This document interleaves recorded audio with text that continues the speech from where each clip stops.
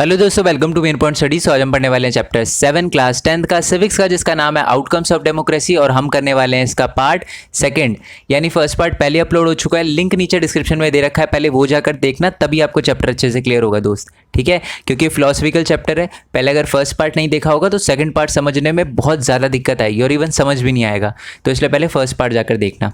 Okay और ये second part है, मतलब first part and second part पूरा चैप्टर क्लियर, यानी 2 पार्ट में पूरा चैप्टर क्लियर करवा दूंगा मैं। ठीक है, ये लास्ट पार्ट है, यही समझो आप। ओके सो लास्ट पार्ट में बेसिकली हमने क्या पढ़ा था, पार्ट 1 में हमने क्या पढ़ा था कि डेमोक्रेसी क्या होता है। Democracy is the form of government where ruler are elected by people. Democracy में क्या होता है, लोग ही वोट देकर अपना रूलर चुनते हैं, एक संविधान होता है, कॉन्स्टिट्यूशन होता है, जिसके अकॉर्डिंग सारा का सारा काम चल रहा है, और इंडिपेंडेंट जुडिशरी होती है। ठीक है, मतलब कोर्ट वगैरह होता है, इंडिपेंडेंट होता है। उसके बाद हमने देखा था कि डेमोक्रेसी थोड़ी अच्छी फॉर्म ऑफ गवर्नमेंट है, और उसके पॉइंट भी देखे थे किन किन वजह से डेमोक्रेसी अच्छी है। उसके बाद हमने ये देखा था कुछ लोगों को डेमोक्रेसी से प्रॉब्लम है। ठीक है, मतलब वो समझते हैं कि डेमोक्रेसी जो है प्रिंसिपली अच्छी है, बट वो प्रैक्टिस में अच्छी नहीं है। बट उनको ये समझना चाहिए कि democracy is just a form of government. ठीक है, वो लोगों को कंडीशन देती है। ठीक है, बट अगर उसका फ़ायदा नहीं उठाते तो वो लोगों की गलती है। मेरे कहने का मतलब, अगर एक पर्सन है उसके साथ भेदभाव हो रहा है डेमोक्रेसी के अंदर, ठीक है, तो वो कोर्ट में जा सकता है। ठीक है, डेमोक्रेसी ने उसको ये आज़ादी दी है, बट अगर वो कोर्ट में नहीं जाता तो ये उसकी गलती है, डेमोक्रेसी की गलती नहीं है। ओके जी, ये पढ़ा था हमने। उसके बाद हमने देखा था कि इस डेमोक्रेसी एफिशिएंट, मतलब जो डेमोक्रेसी है वो एफिशिएंट है या नहीं है। देखो, डेमोक्रेसी में बेशक डिसीजन देर से लिया जाता होगा, पर डेमोक्रेसी का जो भी डिसीजन होता है वो एफिशिएंट होता है। क्यों? क्योंकि वो डेलिब्रेशन और नेगोशिएशन से किसी भी डिसीजन पे पहुंचते हैं। मतलब हर चीज़ पर पहुंचने से पहले, किसी भी डिसीजन पे पहुंचने से पहले पूरी की पूरी बातचीत होती है, तब जाके डिसीजन लिया जाता है। इसलिए हम कह सकते हैं कि जो डेमोक्रेटिक गवर्नमेंट होती है वो एफिशिएंट होती है। उसके बाद हमने देखा था कि डेमोक्रेसी में जो गवर्नमेंट है ना, उसमें 3 चीज़ें ज़रूर होनी चाहिए। एक तो वो अकाउंटेबल होनी चाहिए, यानी जो भी उसने पॉलिसी बनाई है, लोगों की जो भी क्वेश्चन है उनका आंसर करे। दूसरी बात, वो रिस्पॉन्सिव होनी चाहिए, यानी लोगों की जो भी डिमांड है उसको पूरा करे। ठीक है, अकाउंटेबल का मतलब क्वेश्चन का आंसर करे। ओके, आंसरेबल हो। रिस्पॉन्सिव का मतलब होता है कि लोगों की जो भी डिमांड है उसको पूरा करने का ट्राई करे। एग्जाम्पल दिया था यूपीए वाला मैंने, लोकपाल बिल लेकर आई थी जो गवर्नमेंट, क्योंकि लोगों की डिमांड थी। ओके, उसके बाद हमने देखा था लेजिटिमेट गवर्नमेंट होनी चाहिए, यानी एक लोगों ने ही, डेमोक्रेसी के अंदर लोग ही गवर्नमेंट को चुने, ऐसा कुछ होना चाहिए। ठीक है, अगर एक ऐसी गवर्नमेंट है जो कहती है मैं डेमोक्रेसी हूँ, बट वहाँ पर क्या है, लोग अपनी गवर्नमेंट को नहीं चुनते, तो हम नहीं कह सकते कि वहाँ की गवर्नमेंट लेजिटिमेट गवर्नमेंट है। ओके जी, यहाँ तक हो गया था हमारा क्लियर। उसके बाद जब मैंने बिल्कुल चैप्टर स्टार्ट करवाया था ना, तो मैंने आपको बोला था कि इस चैप्टर में हम देखेंगे आउटकम्स ऑफ डेमोक्रेसी। क्या डेमोक्रेसी इकोनॉमी के लिए अच्छी है? क्या डेमोक्रेसी पॉवर्टी रिड्यूस करती है? क्या डेमोक्रेसी में लोगों के साथ भेदभाव होते हैं? ये सारी की सारी चीज़ें थी, आज उनका आंसर हम इसी पार्ट में देखेंगे। ठीक है, इकोनॉमिक ग्रोथ एंड डेवलपमेंट। क्या जो डेमोक्रेसी है, क्या डेमोक्रेसी के अंदर, यानी जिस कंट्री के अंदर डेमोक्रेसी होती है, क्या उसकी ग्रोथ डिक्टेटरशिप वाली कंट्री से ज़्यादा होती है? The answer is no. ठीक है, बिटवीन 1950 टू 2000, मतलब इन टाइम के बीच में जो सर्वे वगैरह किए हैं और ग्रोथ से हमें पता चला है कि डिक्टेटरशिप जो भी कंट्रियाँ होती है ना, जहाँ पर राजा रानी वाला रूल चलता है या जो डिक्टेटर वाला रूल चलता है, उसकी जो ग्रोथ है, इकोनॉमिक ग्रोथ है, वो ज़्यादा है। ठीक है, पर हम रिजेक्ट नहीं कर सकते डेमोक्रेसी को कि जी डिक्टेटरशिप में क्या होती है, इकोनॉमिक ग्रोथ थोड़ी ज़्यादा होती है। ऐसा नहीं है, इकोनॉमिक ग्रोथ बहुत अलग अलग फैक्टर पे डिपेंड करती है कि साइज ऑफ पॉपुलेशन क्या है, ग्लोबल सिचुएशन क्या है। ठीक है, cooperation from the other country, यानी दूसरी कंट्री से उसका रिलेशन क्या है, economic policy adopted by the country, कि उस कंट्री ने क्या इकोनॉमिक पॉलिसी अडॉप्ट की है।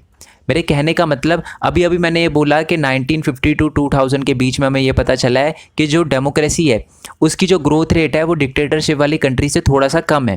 ठीक है, पर हम इस वजह से, सिर्फ और सिर्फ इस वजह से कि जी इकोनॉमिक ग्रोथ डिक्टेटरशिप से थोड़ी सी कम है, इसलिए हम जो डेमोक्रेसी है उसको रिजेक्ट नहीं कर सकते। क्यों? क्योंकि डेमोक्रेसी में क्या होते हैं, लोगों को बहुत अलग अलग राइट दिए जाते हैं जो कि डिक्टेटरशिप में नहीं होते। ठीक है, there is a difference in the rate of economic growth between the country under the dictatorship and democracy.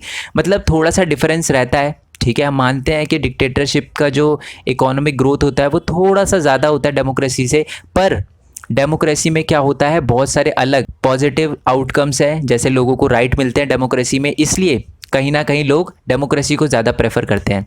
Okay एक बात और बता दूं कि उनकी जो ग्रोथ रेट है वो ज़्यादा है, वो बहुत अलग अलग चीज़ों पर भी डिपेंड करती है, जैसे size of population, global situation, ये मैं चारों की चारों चीज़ें बता चुका हूँ। ठीक है, तो ज़रूरी नहीं है कि अगर डिक्टेटरशिप में जो ग्रोथ रेट है, इकोनॉमिक ग्रोथ है वो ज़्यादा है तो उसका जो रीज़न है वो वहाँ की गवर्नमेंट ही होगी, ऐसा नहीं होता हमेशा।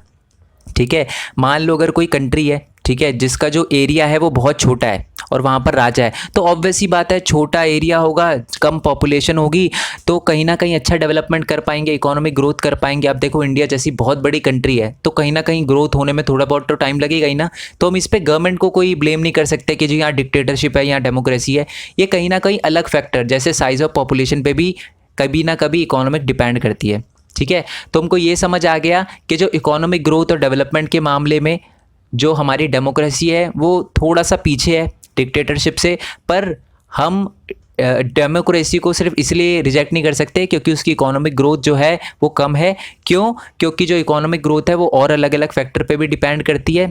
ओके, और जो डिफरेंस है ना वो बहुत ही कम है। ठीक है, तो ज़्यादातर लोग डेमोक्रेसी को ही प्रेफर करते हैं। क्यों? क्योंकि इकोनॉमिक ग्रोथ के अलावा भी बहुत सारे अच्छे अच्छे आउटकम्स हैं जो हमें डेमोक्रेसी में देखने के लिए मिलते हैं, जैसे लोगों को राइट मिलते हैं डेमोक्रेसी में। ठीक है जी, नेक्स्ट पॉइंट ये है reduction of the inequality and poverty. क्या डेमोक्रेसी गरीबी को ख़त्म करता है? The answer is no. जो डेमोक्रेसी है वहाँ पर इक्वालिटी तो होती है लोगों को, ठीक है, बट वो इक्वालिटी पॉलिटिकल वे में होती है। मेरे कहने का मतलब, अगर मैं बोलूँ डेमोक्रेसी में भारत के अंदर जो वोटिंग राइट है वो सबको इक्वल है। ठीक है, आपके पेरेंट्स को भी जो वोटिंग राइट है वो एक वोटिंग राइट है, एक पर्सन एक ही वोट देकर आ सकता है, मेरे पेरेंट्स का भी सेम है। ठीक है, तो इसका मतलब भारत में जहाँ डेमोक्रेसी है, डेमोक्रेटिक कंट्री में क्या होती है, इक्वालिटी तो होती है बट वो पॉलिटिकल इक्वालिटी होती है। ठीक है, पॉलिटिक्स में जो भी रोल होता है ना, उनके राइट वगैरह होते हैं, उनको इक्वल दिया जाता है। ठीक है, all individual have equal weight in the electing representative parallel to the process of bringing individual into the political arena on the equal footing. ठीक है, मतलब एक डेमोक्रेटिक कंट्री में क्या होती है, लोगों को इक्वल पॉलिटिकल राइट होते हैं। पर हमने ये देखा है कि डेमोक्रेसी के अंदर इकोनॉमिक इनइक्वालिटी बहुत ज़्यादा होती है। ठीक है, मेरे कहने का मतलब, अगर आप कुछ डेमोक्रेटिक कंट्री देखोगे जैसे कि इंडिया, ठीक है, जैसे कि आप एग्जांपल ले सकते हो अपने श्रीलंका का, ठीक है, नेपाल का, भूटान का, ठीक है, बांग्लादेश का, तो वहाँ पर क्या है कि इक्वल राइट तो है, इक्वल पॉलिटिकल राइट तो है, वोटिंग राइट तो सबको इक्वल मिले हुए हैं, बट कहीं ना कहीं इकोनॉमिकल इनइक्वालिटी है। मतलब पैसे के मामले में कुछ सेक्शन ऐसा है जो अल्ट्रा रिच है, बहुत ज़्यादा अमीर है, बहुत ज़्यादा पैसे उनके पास, ठीक है, और वो और ज़्यादा अमीर हो रहे हैं। ठीक है, पर अगर हम बात करें कुछ बॉटम स्ट्रेटा वाले लोग जो कि गरीब हैं, वो और ज़्यादा गरीब हो रहे हैं, उनकी इनकम और ज़्यादा कम हो रही है। तो डेमोक्रेसी जो है वो पॉवर्टी को रिड्यूस करने में और जो इकोनॉमिक इनइक्वालिटी को ख़त्म करने में कहीं ना कहीं सक्षम नहीं है। ठीक है, मतलब डेमोक्रेसी में पॉलिटिकल इनइक्वालिटी तो नहीं है, मतलब लोगों को राइट तो मिलते हैं, पॉलिटिक्स के राइट तो मिलते हैं, बट कहीं ना कहीं जो डेमोक्रेसी है वो इकोनॉमिक इनइक्वालिटी को बढ़ाता है। मतलब गरीब और ज़्यादा गरीब हो जाता है डेमोक्रेसी में, और अमीर और ज़्यादा अमीर हो जाता है। ठीक है, और गरीबी भी नहीं हटाता है डेमोक्रेसी। ठीक है, तो यही बताना था आपको। और साथ में जो पुअर होते हैं ना वो ज़्यादा पॉपुलेशन में होता है। आपको पता है कि जैसे इंडिया में डेमोक्रेसी है, तो डेमोक्रेसी इंडिया में आप देखोगे तो जो अमीर है वो बहुत ज़्यादा अमीर है, टाटा, बिरला, अंबानी, ये वो, हर दिन उनके अरबों रुपए आते हैं उनके अकाउंट में। ठीक है, वो और ज़्यादा रिच बनते जाते हैं, और जो गरीब है वो और ज़्यादा गरीब बनते जा रहा है। ठीक है, पर जो डेमोक्रेसी होती है ना उसमें ज़्यादातर जो पॉपुलेशन होती है वो गरीब की होती है। ठीक है, आपकी बुक के अंदर है ना एक पिक्चर भी दिखा रखी होगी, एक पिज़्ज़ा का बहुत छोटा स्लाइस जो है वो गरीब के पास है और बहुत बड़ा स्लाइस जो है वो अमीर के पास है।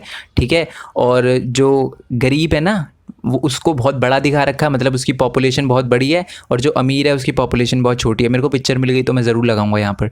ठीक है, ओके, तो जो पुअर लोग हैं ना वो ज़्यादा बड़ी पॉपुलेशन में होते हैं, ज़्यादा बड़े पोर्शन में होते हैं, पर क्या होती है, जो भी पार्टी होती है ना वो कभी भी है ना ये नहीं बोलती कि जी हम गरीबी ख़त्म कर देंगे। ठीक है, उनका जो भी इलेक्शन का एजेंडा होता है ना वो कहते हैं हम इकोनॉमिक ग्रोथ करेंगे, हम डेवलपमेंट करेंगे, हम इंफ्रास्ट्रक्चर सही करेंगे, हम हेल्थ करेंगे, बट कोई भी पॉलिटिकल पार्टी ये नहीं बोलती कि हम जो है इनइक्वालिटी, इकोनॉमिकल इनइक्वालिटी ख़त्म करेंगे या पॉवर्टी ख़त्म करेंगे? कोई भी पॉलिटिकल पार्टी ये नहीं बोलती। Poor constitute a large proportion, no party will like to lose their vote, कोई भी पार्टी अपना वोट लूज़ नहीं करना चाहती। But democratically elected government do not appear to be as keen to address the question of poverty, कोई भी government जो गरीबी का क्वेश्चन है उसको फेस नहीं करना चाहती, ठीक है, इग्नोर करती है। हाँ गरीबी है तो है ना, क्या कर सकते हैं अब, ठीक है, मतलब वो सॉल्व नहीं करना चाहते गरीबी की प्रॉब्लम को, ठीक है, क्योंकि उनको पता है कि अगर एक बार गरीबी की जो चीज़ है लोगों को पता चल गई कि यार कंट्री में गरीबी होना बड़ी दिक्कत है और कहीं ना कहीं गवर्नमेंट का बहुत बड़ा रोल है गरीबी हटाने में, वो चाहे तो हटा सकते हैं, ठीक है।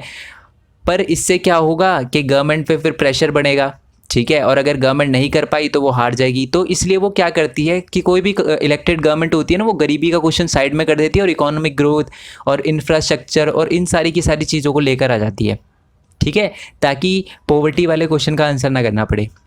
तो हमें क्या समझ आया, इन एक्चुअल लाइफ रियल में democracy do not appear to be very successful in reducing economic inequality and poverty, यानी रियलिटी में जो डेमोक्रेसी है वो इकोनॉमिक इक्वालिटी नहीं ख़त्म कर पाती, ठीक है। तो अभी तक हमें 2 क्वेश्चन का आंसर मिल गया, क्या जो डेमोक्रेसी है वो इकोनॉमिक ग्रोथ में अच्छी होती है और डेवलपमेंट में अच्छी होती है, ठीक है, बट जो डिक्टेटरशिप है उसकी जो ग्रोथ होती है वो ज़्यादा होती है, ठीक है, उसमें कुछ और अदर फैक्टर भी होते हैं, फिर भी ज़्यादातर लोग जो है वो डेमोक्रेसी को चूज़ करते हैं क्योंकि यहाँ पर और ज़्यादा राइट भी दिए गए हैं, लोगों को अलग से राइट भी दिए गए हैं, ठीक है।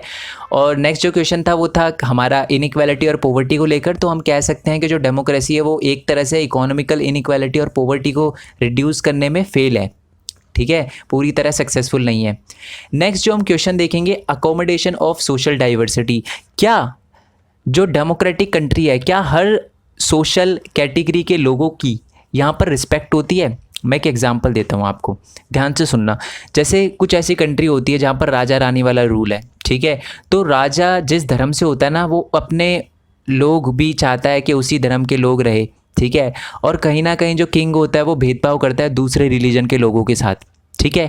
पर डेमोक्रेटिक कंट्री में ऐसा नहीं होता, ठीक है जी। डेमोक्रेटिक कंट्री में क्या होता है कि लोगों को इक्वल राइट दिए जाते हैं, ठीक है, चाहे वो किसी भी सोशल ग्रुप का हो, और कोई भी डिफरेंस अगर आता है, ठीक है, कोई भी 2 कम्युनिटी के बीच में, सोशल ग्रुप के बीच में अगर कोई डिफरेंस क्रिएट होता है तो उसको बहुत शांति से सॉल्व किया जाता है। जैसे कि एग्जांपल आ जाओ फर्स्ट चैप्टर पे, बेल्जियम के अंदर आपको पता है ना कि 2 सोशल ग्रुप थे, डच स्पीकिंग और अपने फ्रेंच स्पीकिंग, दोनों के बीच में प्रॉब्लम क्रिएट हो गई, बट वहाँ पर डेमोक्रेसी थी तो इसलिए उस प्रॉब्लम को उन्होंने बहुत अच्छे से सॉल्व किया, ठीक है जी।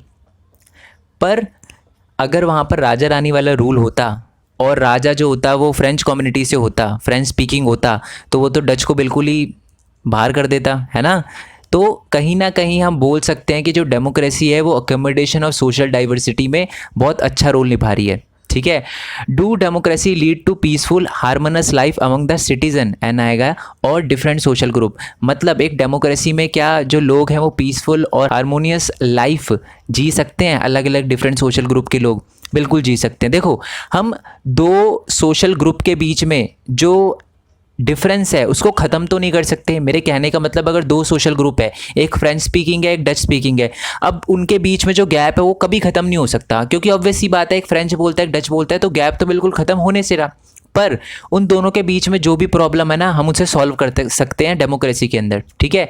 No society can fully and permanently resolve conflict among the different social group.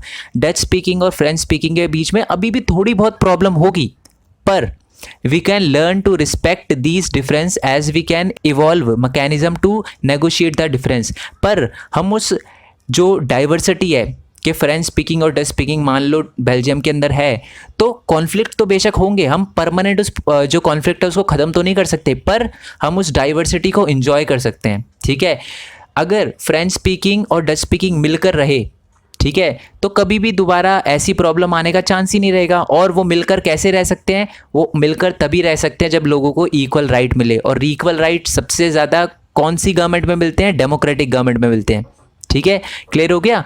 So democracy is suited to produce these outcome. कौन सा आउटकम?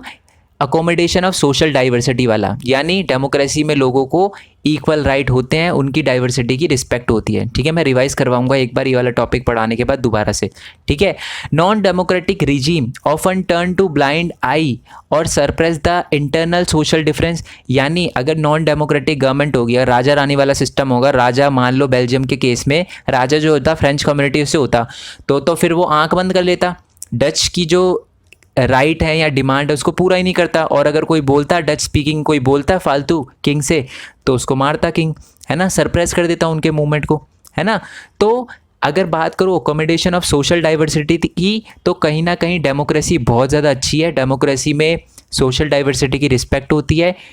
बेशक जो भी डिफरेंस होते हैं, जो भी कॉन्फ्लिक्ट होते हैं दो सोशल ग्रुप के बीच में, उसको फुल्ली तो रिमूव नहीं किया जा सकता, पर नेगोशिएट किया जा सकता है उनके बीच में, ताकि उनके बीच में जो डिफरेंस है वो कम किया जा सके और वो शांति से रह सके।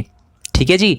पर अगर बात करें नॉन डेमोक्रेटिक गवर्नमेंट की, तो वो बिल्कुल भी नेगोशिएशन में बिलीव नहीं रखते, वो दूसरी कम्युनिटी को सरप्रेस ही करेंगे और बिल्कुल ब्लाइंड हो जाएंगे, ब्लाइंड आई मतलब आंख बंद कर लेंगे और उन पे अत्याचार करते जाएंगे। ठीक है, बट अब बोलोगे आप कि सर फर्स्ट चैप्टर में हमने एक श्रीलंका वाला भी तो एग्जाम्पल देखा था, वहाँ भी डेमोक्रेसी थी, बट वहाँ तो लड़ाई हो गई, वहाँ तो जो सिन्हाला लोग हैं उन्होंने तो बहुत ज़्यादा भेदभाव किया था तमिल से। बिल्कुल सही बोल रहे हो आप। अगर हम बेल्जियम के केस में देखें तो वहाँ डेमोक्रेसी थी और वहाँ पर जो डिफरेंस था उसको बहुत शांति से निपटा लिया गया। पर अगर हम बात करें श्रीलंका की, तो श्रीलंका के अंदर जो सिन्हाला और तमिल के बीच में जो कॉन्फ्लिक्ट था ना, उसको सही से सॉल्व नहीं किया गया। ठीक है, अगर वो ये दो चीज़ें करते, ठीक है, कौन सी, ये वाली दो चीज़ें करते, तो उनके बीच में कॉन्फ्लिक्ट नहीं होता। ठीक है, democracy must fulfil two conditions in order to achieve this outcome. अगर सोशल डाइवर्सिटी की रिस्पेक्ट करनी है और ये देखना है कि लड़ाई ना हो सोशल ग्रुप के बेसिस पे किसी भी डेमोक्रेटिक कंट्री में, तो ये दो चीज़ें ज़रूर होनी चाहिए। ठीक है, अगर ये दो चीज़ें श्रीलंका करता तो कभी भी वहाँ पर प्रॉब्लम नहीं आती। ठीक है, आपको एग्जाम में आ सकता है कि सोशल डाइवर्सिटी को अकोमोडेट करने में दो कंडीशन जो बहुत ज़्यादा इंपॉर्टेंट है वो बताइए, तो ये दोनों लिखनी है। पहली बात, the majority always need to work with the minority so that government function to represent the general view. पहला पॉइंट ये है कि मेजॉरिटी कम्युनिटी को हमेशा माइनॉरिटी कम्युनिटी को अपने साथ में लेकर चलना चाहिए और उनकी भी बातें सुननी चाहिए, उनके साथ भी काम करना चाहिए। मेरे कहने का मतलब, अगर श्रीलंका में जो सिन्हाला लोग हैं अगर वो तमिल लोगों को भी अपने साथ लेकर चलते तो क्या कभी भी प्रॉब्लम आती? नहीं आती। उन्होंने तमिल लोगों को अपने साथ नहीं आने दिया और उनके साथ हमेशा भेदभाव किया। ठीक है, उनके बच्चों को स्कूल और कॉलेज में एडमिशन नहीं मिला, तो इस वजह से उनके बीच में प्रॉब्लम क्रिएट हो गई। ठीक है, और वो एंड में सिविल वॉर बन गई, कंट्री के बीच में ही खून खराबा हो गया दो कम्युनिटी के बीच में। ठीक है, तो पहला पॉइंट तो है कि मेजॉरिटी को हमेशा माइनॉरिटी को अपने साथ में लेकर चलना चाहिए। ठीक है, और नेक्स्ट पॉइंट ये है कि rule by majority should not be rule by majority community in terms of religion, race और लिंग्विस्टिक ग्रुप। मतलब मान लो अगर किसी कंट्री में जो लोग हैं वो मेजॉरिटी में है, तो मेजॉरिटी जो रूल है वो मेजॉरिटी कम्युनिटी का रूल ना बन जाए। मैं इसका एग्जांपल देता हूँ, ध्यान से सुनना।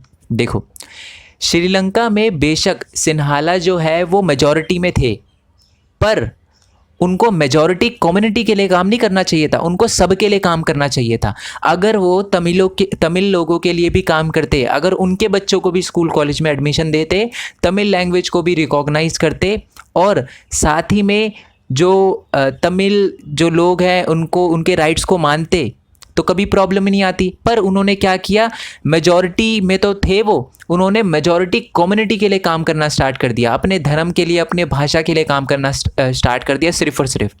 ठीक है, अगर वो दूसरी कम्युनिटी के लिए भी काम करते, यानी तमिल के लिए भी काम करते, तो ऐसी प्रॉब्लम नहीं आती। ठीक है, दोबारा से समझा देता हूँ ये वाला पॉइंट। ठीक है, अगर आपको समझ ना आया हो तो इस पॉइंट का मतलब है कि अगर मान लो किसी कंट्री में मेजॉरिटी है तो ऑब्वियस सी बात है वही रूल करेगी। ज़्यादा जो लोग होंगे जिनकी पॉपुलेशन में लोग उनको ही वोट देंगे और वही चुने जाएंगे। पर ऐसा ना हो कि जो मेजॉरिटी लोग हैं वो मेजॉरिटी कम्युनिटी के लिए ही काम करे। मतलब अगर मान लो अज्यूम करो, जो श्रीलंका के केस में देखिए तो ज़्यादातर जो पॉपुलेशन थी सिन्हाला की थी, तो वो सिन्हाला गवर्नमेंट ही बनेगी। तो ऐसा ना हो कि सिन्हाला गवर्नमेंट जो है वो तमिल से भेदभाव करे और उनके लिए काम ही ना करे। ऐसा नहीं करना चाहिए। मेजॉरिटी जो गवर्नमेंट है उसको मेजॉरिटी कम्युनिटी के लिए काम नहीं करना चाहिए, हर बंदे के लिए काम करना चाहिए, चाहे वो माइनॉरिटी हो चाहे वो मेजॉरिटी हो। ठीक है, तो यानी जो मेजॉरिटी होनी चाहिए वो रेस के लिंग्विस्टिक बेस के आधार पे नहीं होनी चाहिए।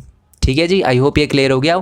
पहला पॉइंट ये था कि मेजॉरिटी को माइनॉरिटी के साथ दोनों को मिलकर ही काम करना चाहिए, और दूसरा पॉइंट ये था अगर मेजॉरिटी की गवर्नमेंट बनती है तो मेजॉरिटी कम्युनिटी के लिए काम ना करे, सबके लिए काम करे। आई होप ये आपको बहुत अच्छे से क्लियर हो गया हो। ठीक है, तो यानी जो हमारा तीसरा क्वेश्चन था कि क्या डेमोक्रेसी के अंदर अकोमोडेशन होता है सोशल डाइवर्सिटी का, क्या हर सोशल ग्रुप के लोग जो है डेमोक्रेसी में पीसफुली रह सकते हैं? बिल्कुल रह सकते हैं।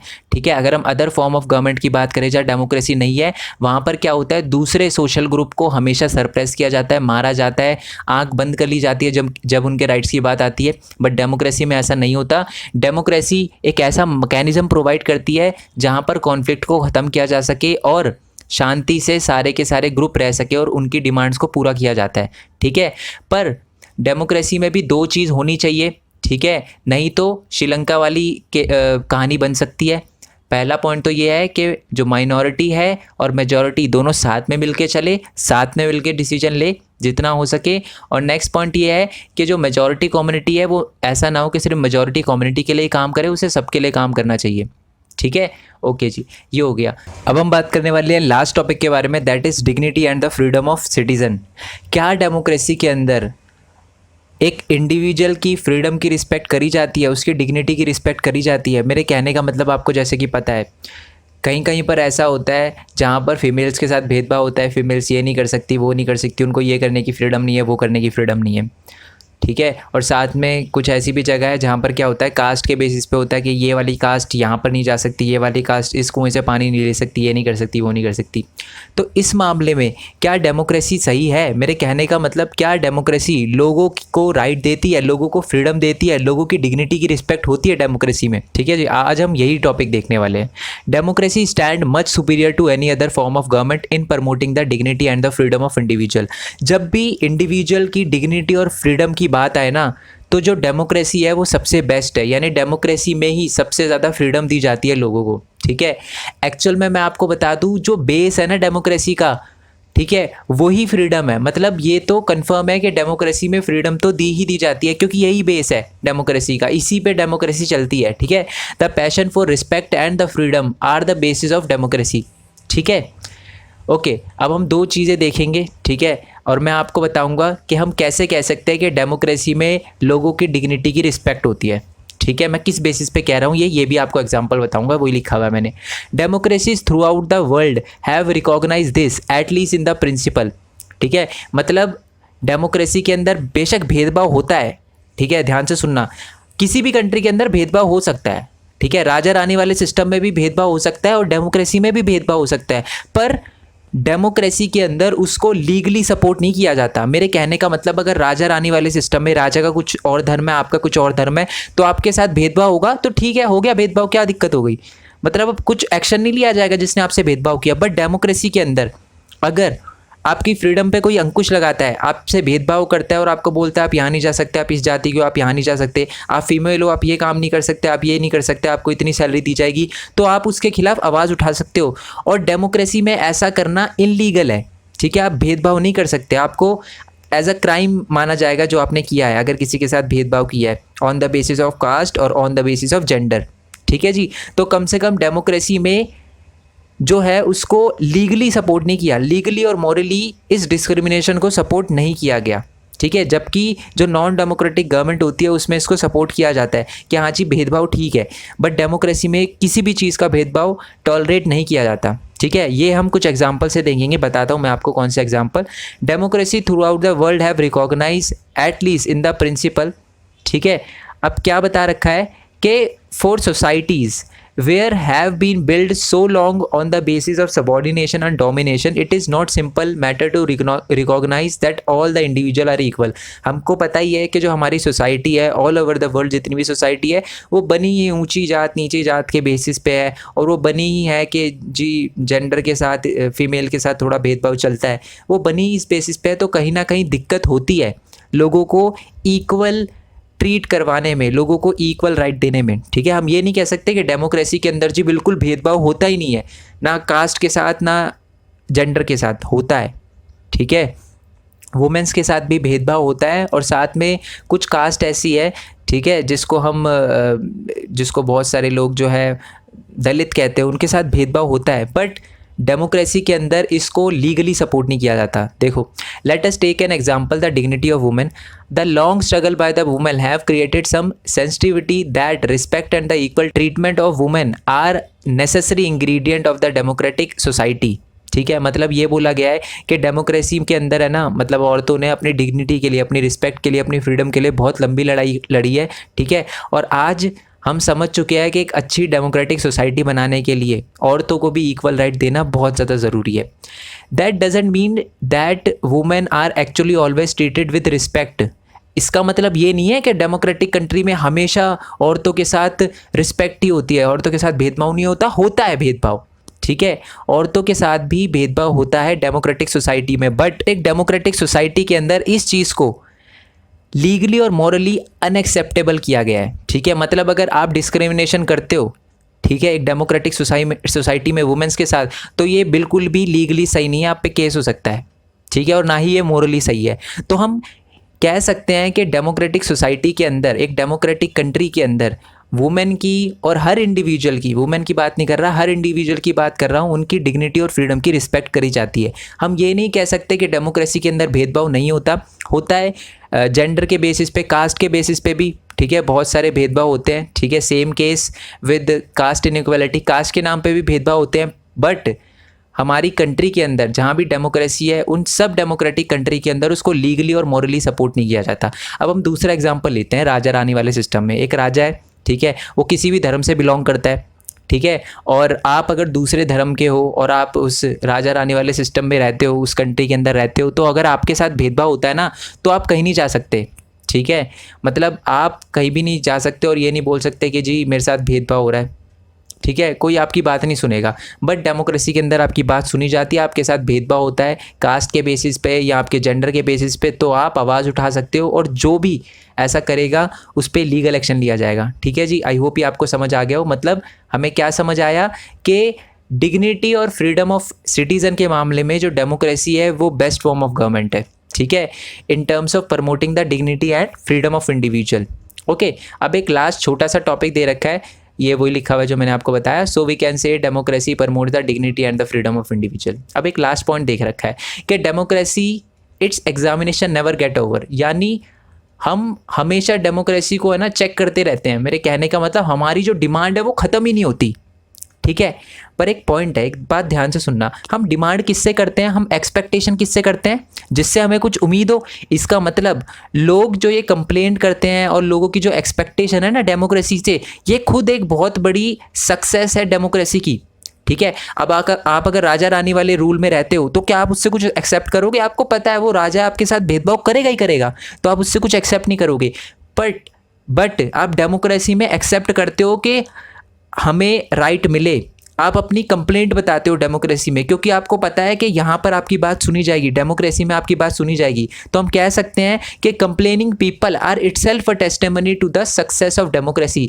यानी जब लोग एक डेमोक्रेसी के अंदर कंप्लेन करते हैं ना, तो इसका मतलब हमें ये साफ जाहिर हो जाता है, मतलब ये कंप्लेंट कर रहे हैं, इसका मतलब इनकी एक्सपेक्टेशन जो है डेमोक्रेसी से हाई है, यानी वो बहुत ज़्यादा एक्सपेक्ट करते हैं डेमोक्रेसी से, ठीक है। तो इससे हमें यही पता चलता है कि डेमोक्रेसी सच में अच्छी है, और ये कंप्लेंट कर रहे हैं, इसका मतलब ये समझते हैं कि डेमोक्रेसी अच्छी है और भी अच्छी हो सकती है, ठीक है जी। आई होप आपको क्लियर हो गया। ये भी कभी कभार छोटा सा क्वेश्चन आ जाता है कि democracy it's examination never over, ठीक है। हम कैसे कह सकते हैं कि उनका एग्जामिनेशन कभी ख़त्म नहीं होता? जैसे कि एक बच्चा है, ठीक है, अगर कोई बच्चा है जो हमेशा फेल होता है, अगर वो 30% नंबर लिया है ना, तो उसके टीचर बड़ा खुश होते हैं, उसके पेरेंट्स बड़ा खुश होते हैं, ठीक है, और सब उसको बधाई देते हैं। बट एक दूसरा बच्चा है जो हमेशा 95 लाता है, और अगर वो एक बार 90 लिया है ना, तो थोड़ा सा टीचर उसको बोलते हैं, थोड़ा कंप्लेन वगैरह करते हैं कि बच्चे ऐसा नहीं करना चाहिए था, तुम्हें क्या नंबर लेकर आए, जबकि ऐसा नहीं करना चाहिए।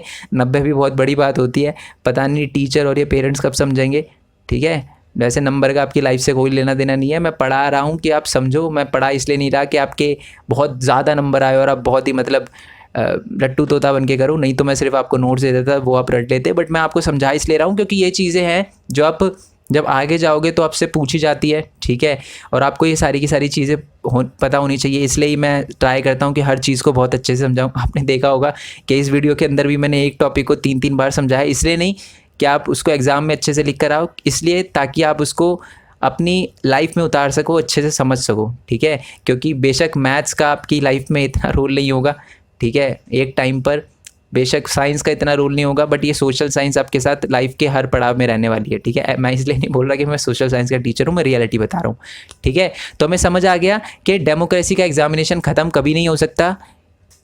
और हमें ये बात कैसे पता चलती है, क्योंकि लोग कंप्लेंट करते हैं, और लोग कंप्लेंट करते हैं, इससे हमें ये पता चलता है कि लोगों की एक्सपेक्टेशन डेमोक्रेसी से बहुत ज़्यादा है, और यही बताता है कि complaining people are itself a testimony to the success of democracy. I hope आपको वीडियो अच्छी लगी हो। पूरा का पूरा चैप्टर यहाँ पर खत्म होता है।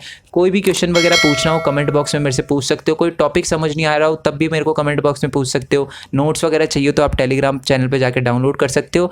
आई होप मैं जल्दी ही एक वेबसाइट बना दूं आपके लिए, जिससे आपको जीपी लिंक वगैरह बार बार खोलना ना पड़े, क्योंकि बच्चों को बड़ी प्रॉब्लम आती है यार, मैं समझ सकता हूँ, ठीक है, बट अब मेरी भी तकलीफ समझो थोड़ा सा। मैं जल्दी से जल्दी एक वेबसाइट वगैरह बिल्ड करने की कोशिश करूँगा जिससे आपको ये प्रॉब्लम ना आए, ठीक है।